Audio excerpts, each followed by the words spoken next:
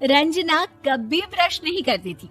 उसे कितनी बार उसके माँ बाप ने डांटा, लेकिन उसका कोई असर उस पर होता ही नहीं था, जिस कारण से उसके दांत पीले पीले हो जाते हैं।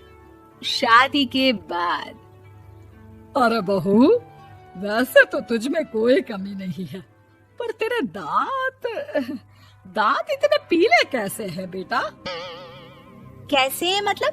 कोई सर्जरी थोड़ी ना कराई है। वो तो क्या नाम, मैं ब्रश नहीं करती थी तो पीले हो गए। अब क्या करूं? आप कहे तो लाल करवा लूं या फिर काले? यार ये क्या है, क्यों माँ से लड़ रही हो? लड़ रही हूँ? अरे मैं लड़ रही हूँ या ये बोल रही है कि दांत पीले है, पीले। अरे तपस्या थोड़ी ना की है इन्हें पीले करने के लिए। बकायदा ब्रश नहीं किया है 20 साल तक, तब जाकर। छी, कैसी बात कर रही हो? ये उस वक्त तो पीले नहीं थे जब हम लोग तुम्हें देखने आए थे। अरे तब साफ करवा लिया होगा डेंटिस्ट के पास जाकर। अब देखो कैसे पीले पीले लग रहे हैं। रंजना सास की तरफ गुस्से से देखती है। फिर शुरू हो गई पीले पीले पीले। अरे पीले तो तब भी थे जब मेरे हाथ का रसगुल्ला उड़ा उड़ा कर खा रही थी और बोल रही थी, लड़की नहीं गुणों का खजाना दे रहे भाई साहब आप। खैर, अब वो लोग करते भी तो क्या करते, पीले दांत वाली बहू पल्ले पड़ी थी तो झेलना तो था ही। एक दिन कीर्तन में रंजना गाना गा रही थी।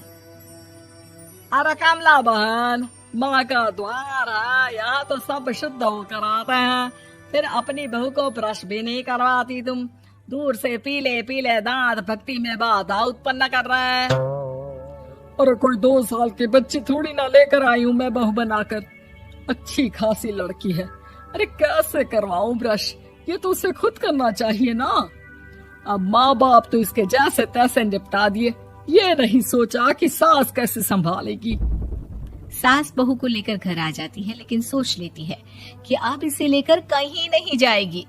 अगले रोज बहू कहती है, अरे क्या हो गया, मंदिर नहीं जाना क्या? कीर्तन का वक्त हो रहा है। मेरी मधुर वाणी से कान्हा जी जागते हैं और सोते हैं। आप तो जानती है ना उनकी भक्ति में कितना मन लगता है मेरा।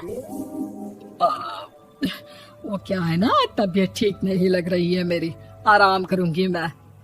तबीयत ठीक नहीं लग रही? अभी तो मिथुन के गाने पर नाच रही थी आप, और अब बोल रही है कि तबीयत ठीक नहीं लग रही।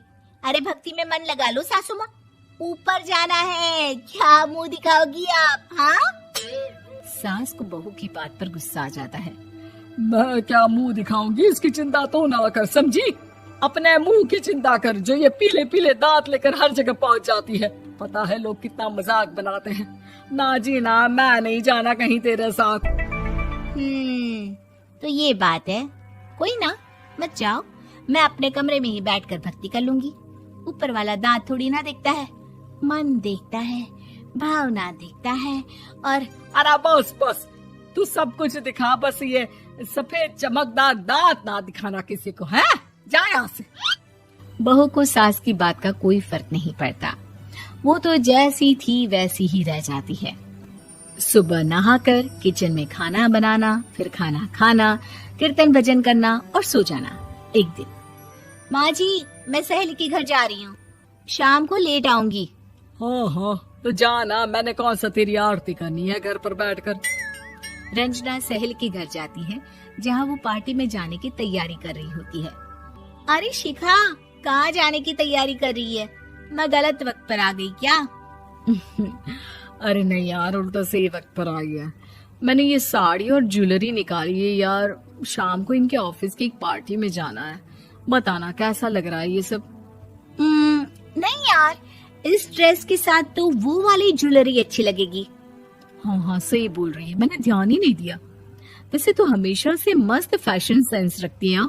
तो बड़ा जाती होगी ना पति के साथ पार्टी में।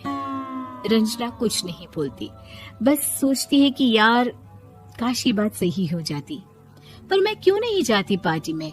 क्या इन लोगों की कोई पार्टी होती नहीं होगी? रंजना घर आती है और रात में पति से सवाल करती है, एक बात बताइए, आप मुझे किसी पार्टी में क्यों नहीं ले जाते? क्या आपके यहाँ ऑफिस में पार्टी नहीं होती? पति बेचारा क्या कहता कि दांत पीले हैं तुम्हारे इसलिए। अरे कोई पार्टी होती नहीं हम लोगों के ऑफिस में, तो कहाँ से लेकर जाऊं? और मार्केट, मॉल, कहीं वीकेंड घूमना, कहीं तो। अरे यार, सारे हफ्ते में एक छुट्टी मिलती है, तो सोचता हूँ कि आराम ही कर लूं। क्यों? रंजना मन मार के रह जाती है। पहले कभी सास के साथ मंदिर जाया करती थी, लेकिन वो भी सास ने ले जाना बंद कर दिया। घर बैठी बैठी रंजना बोर हो जाती है। तभी उसे आइडिया आता है और वो मायके जाने का सोचती है। सासू माँ, 2 दिनों के लिए मम्मी के घर जा रही हूँ। अच्छा अच्छा, ठीक है, आराम से जा। और हाँ, माँ से कुछ अच्छी आदत सीख कर आना कि कैसे शरीर के हर भाग की तरह दांतों की सफाई भी जरूरी होती है, समझी? शुरू हो गई ना आप? वो लोग आपकी तरह नहीं है कि छोटी छोटी बात का बतंगड़ बना दे। उन लोगों के लिए मैं मायने रखती हूँ, ना कि मेरे पीले पीले दांत। रंजना माँ को बिना बताए उन लोगों को सरप्राइज देती है, लेकिन जैसे ही वो दरवाजे पर पहुंचती है, अंदर देखती है कि घर वाले कहीं जा रहे होते हैं। अब माँ, काश रंजना दीदी के दांतों वाली प्रॉब्लम नहीं होती, तो वो भी हम लोगों के साथ चलती ना बुआ जी की बेटी की शादी में। हाँ बेटा, लेकिन अब उसे कौन समझाए कि उसको उसके पीले दांत नहीं दिखते, लेकिन उसके आसपास के लोगों को कितना एम्बैरेसिंग फील कराते हैं। मुझे तो कितनी बार उसके स्कूल की टीचर ने शिकायत की कि उसके साथ कोई लड़की बैठना भी नहीं चाहती, और ना ही कॉलेज में कोई उससे बात करना चाहता था। लेकिन पता नहीं क्यों उसे ये बात समझ में ही नहीं आती। कोई कमी नहीं है उस लड़की में, बस यही कि दांत पीले हैं। वो तो भला हो जीजा जी और उनकी माँ का, जो दीदी को जैसी है वैसे ही रखा हुआ है। रंजना को अपने घर वालों की बात सुनकर बहुत दुख होता है। वो सोचती है कि वो क्या करे, लेकिन फिर वो सीधा डेंटिस्ट के पास जाती है, अपने दांत चमकाती है और कसम खाती है कि वो रोज ब्रश करेगी।